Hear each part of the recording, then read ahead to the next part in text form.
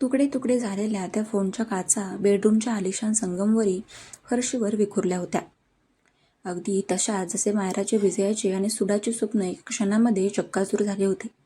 तिच्या वकिलाचे ते शेवटचे शब्द तिच्या कानामध्ये एखाद्या तप्त शिसासारखे टोचत होते.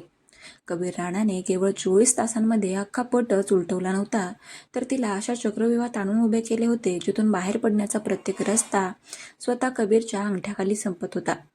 तिने ज्या हुकमाच्या ऐक्यावर त्या 20 वर्षापूर्वींच्या जमीन घोटाळ्यावर आपली संपूर्ण बाजी लावली होती, तो एक्का कबीरने पैशांच्या आणि सत्तेच्या अफाट बळावर एका रात्रीमध्ये निकामी केला होता. त्या आदिवासी कुटुंबाला, त्यांच्या वारसांना आणि सर्वात धक्कादायक म्हणजे तिच्या स्वतःच्या काही गुप्त माहितीदारांना कबीरने तब्बल 100 कोटींची किंमत मोजून खरेदी केले होते.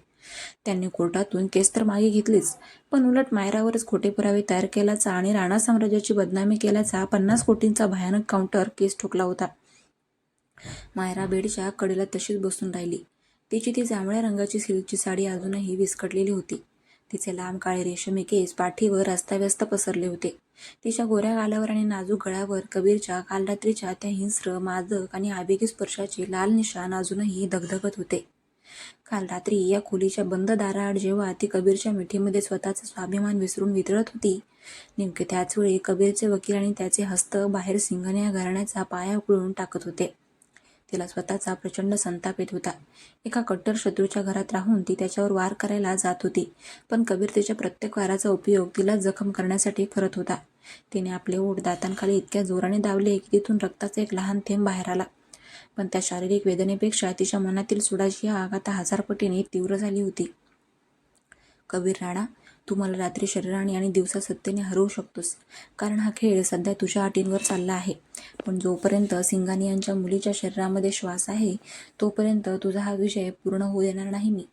ती अत्यंत थंड आणि जीवघेण्या आवाजामध्ये स्वतःशीच पुटपुटली. तिने झटकन बेडवरून उठून आरशामध्ये पाहिलं. तिच्या डोळ्यांमधील जागतिकता आता एका गडद, भयानक शांततेमध्ये बदलली होती. ती फ्रेश झाली. आज तिने कोणताही भडक रंग निवडला नाही. तिने संपूर्ण काळ्या रंगाचा एक कडक डिझायनर फॉर्मल सूट घातला. तिचे केस तिने घट्ट मागे बांधले, चेहऱ्यावर एक निग्रही शांतता आणली आणि डोळ्यांवर काळा गॉगल चढवून ती बेडरूमच्या बाहेर पडली. राणा मेन्शनच्या विस्तीर्ण हॉलमधून जाताना नोकरांनी तिच्याकडे आदराने आणि काहीशा भीतीने पाहिले. कबीरने दिलेली नवीन कार आणि ड्रायव्हर वाड्याबाहेर उभे होते. मायरा गाडीमध्ये बसली आणि तिने अत्यंत थंड आवाजामध्ये आदेश दिला. Singhania corporate headquarter. दुपारचे ठीक 1 वाजले होते. नरिमन पॉइंट येथे सिंघानिया ग्रुपच्या मुख्य इमारतीमध्ये आज स्मशान शांतता पसरली होती. कोर्टाची नोटीस आणि 50 कोटींच्या बदनामीच्या केसची बातमी मीडियामध्ये वाऱ्यासारखी पसरली होती. सिंघानिया ग्रुपचे शेअर्स कोसळायला सुरुवात झाली होती. मायरा जेव्हा तिच्या मुख्य केबिनमध्ये शिरली, तेव्हा तिचे वकील आणि फायनान्शियल हेड तिथे आधीच डोक्याला हात लावून बसले होते. मॅडम, आम्ही आधीच सांगितलं होतं की कबीर राणाशी थेट लढणं धोक्याचं आहे, मुख्य वकील थरथरत म्हणाला. त्यांनी जे पुरावे कोर्टात दिले आहेत त्यानुसार आपण फसवणूक केल्याचं सिद्ध होऊ शकतं. जर उद्या सकाळी आपण कोर्टामध्ये भक्कम बाजू मांडली नाही, तर सिंघानिया ग्रुपचे राहिलेले अधिकारही गोठवले जातील. कबीर राणा आपल्याला रस्त्यावर आणू शकतो. मायरा तिच्या मोठ्या खुर्चीवर बसली. तिने टेबलावर आपले दोन्ही हात जोडले आणि वकिलांकडे पाहत अत्यंत शांतपणे म्हणाली, शांत व्हा. कबीरने खेळ कायदेशीर पातळीवर नेला आहे ना? मग आपण आता कायदे पुस्तकाच्या अशा पानात हात घालणार आहोत जे कबीरने कधी उघडायचा विचारही केला नसेल. मला सांगा, राणा एंटरप्राइजेसचा तो परदेशी निधी येतो त्यातील 51% शेअर्स त्यांनी काल रात्री ज्या गॅस पाईपलाईन कंपनीचे विकत घेतले, त्याचा व्यवहार कोणत्या बँकेमार्फत झाला?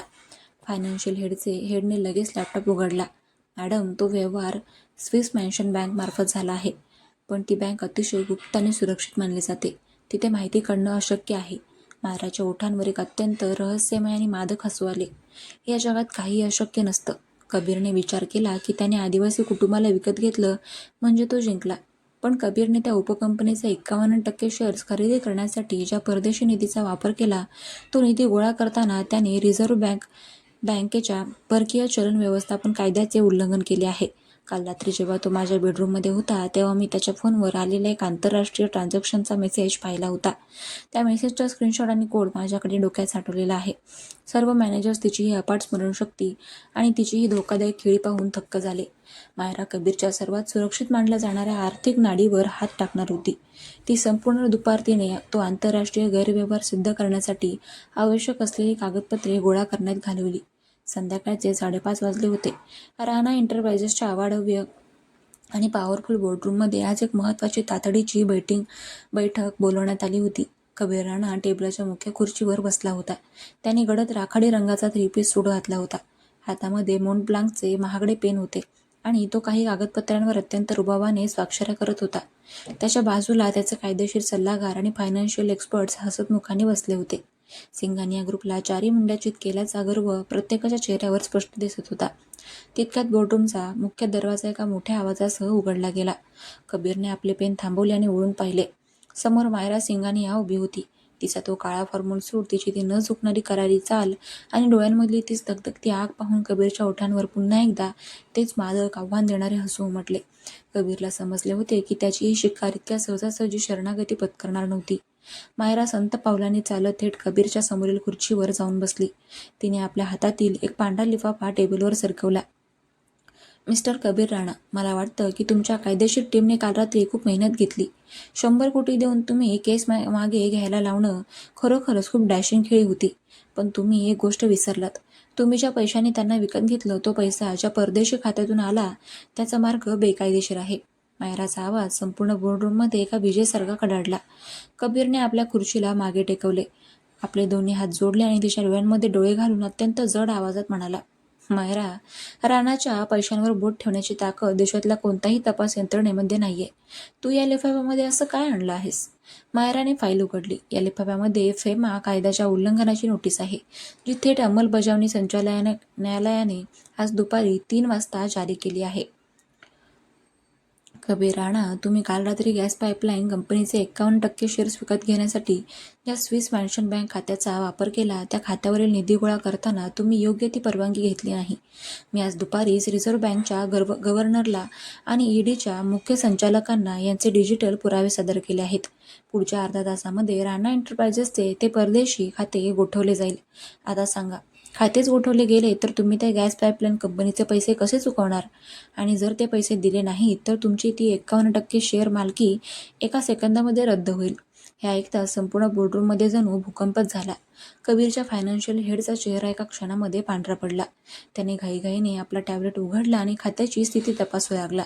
अवघ्या 2 मिनिटात त्याच्या कपाळावर घामाचे थेंब जमा झाले. सर, मॅडम बरोबर सांगत आहेत.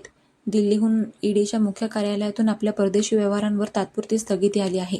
आपले खाते तात्काळ गोठवण्यात आले आहे. फायनान्शियल हेड भीतीने थरथरत म्हणाला. संपूर्ण रूममध्ये एक भयानक शांतता पसरली. सर्व डायरेक्टर्स एकमेकांकडे पाहू लागले. मायराने कबीरच्या सर्वात मोठ्या आंतरराष्ट्रीय आर्थिक व्यवहाराला थेट सरकारच्या सर्वोच्च यंत्रणेचा वापर करून खिळखिळे केले होते. कबीर मात्र शांत होता. त्याच्या चेहऱ्यावरचा तो पराभवाचा झटका एका क्षणामध्ये नाहीसा झाला आणि त्याच्या डोळ्यांमध्ये एक वेगळाच अत्यंत तीव्र आणि हिंस्र राग उमटला.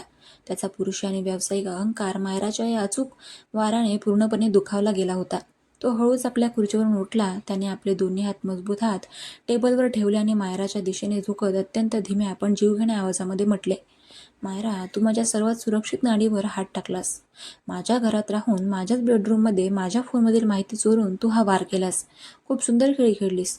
पण लक्षात ठेव, राणा आपल्या घरातल्या शत्रूला कसं हाताळायचं हे चांगल्या प्रकारे जाणतो. कबीरने पुढे येत मायराचा हात अत्यंत घट्ट पकडला. इतका घट्ट की तिचे मनगट लाल झाले. त्याने तिला जवळजवळ ओढतच बोर्डरूमच्या बाहेर काढले आणि त्याच्या वैयक्तिक केबिनमध्ये नेऊन दरवाजा आतून लॉक केला. केबिनचा दरवाजा बंद होताच मायराने आपली संपूर्ण ताकद लावून त्याचा हात झटकला. कबीर, तुझी हिंमत कशी झाली सर्वांसमोर माझा हात पकडण्याची? बिझनेसच्या मैदानात तू पुन्हा एकदा हरला आहेस, हे मान्य कर आता. कबीरने तिला कोणतीही संधी दिली नाही. तो एका हिंस्र श्वापासारखा तिच्यावर धावून आला. त्याने तिचे दोन्ही खांदे आपल्या मजबूत हातांनी पकडले आणि एका झटक्यात तिला केबिनच्या मोठ्या काचेच्या खिडकीपाशी नेऊन उभे केले, जिथून संपूर्ण मुंबई शहर दिसत होते. कबीरची पकड तिच्या खांद्यावर आणि कमरेवर इतकी घट्ट होती की मायराला त्याच्या शरीराचा प्रत्येक कडकपणा आणि त्याच्या छातीचे वेगवान ठोके स्पष्ट जाणवत होते. हरलो? कबीरचा आवाज कमालीचा मादक आणि तितकाच भयानक वाटत होता. त्याचे तीक्ष्ण डोळे मायराच्या थरथरत्या ओठांवर खिळले होते. मायरा, तू अजून खेळ सुरूच केला आहेस. पण माझ्या आंतरराष्ट्रीय साम्राज्यात ढवळाढवळ करण्याची हिंमत काय असते हे तुला आज रात्री राणा मेन्शनमध्ये समजावून सांगावं लागेल. तू दिवसा माझ्यावर कितीही वार केलेस तरी रात्री तुझा हा गोरा चेहरा, हे सुंदर शरीर आणि तुझा हा सिंघानियांचा माज फक्त माझ्या स्वाधीन असेल. कबीरने तिची हनुवटी आपल्या हाताने वर उचलली आणि आपले ओठ थेट तिच्या ओठांवर दाबले. ते चुंबन अत्यंत तीव्र, अधिकार वाणीचे आणि 2 कट्टर शत्रूंच्या मनातील धगधगत्या आगीचे प्रतीक होते. मायरा सुरुवातीला स्वतःला मुक्त करण्याचा प्रयत्न करत होती, पण कबीरच्या त्या अथांग मर्दानी ताकदीसमोर आणि त्याच्या मादक नशेमध्ये तिचे शरीर पूर्णपणे वितळून गेले होते. 2 कट्टर शत्रू आज रात्रीच्या अंधारामध्ये एकमेकांच्या विनाशाच्या आगीमध्ये स्वतःला झोकून देण्यामध्ये सज्ज झाले होते. तर मंडळी, आजच्या भागामध्ये एवढंच. भेटूया उद्याच्या भागात. चलो बाय.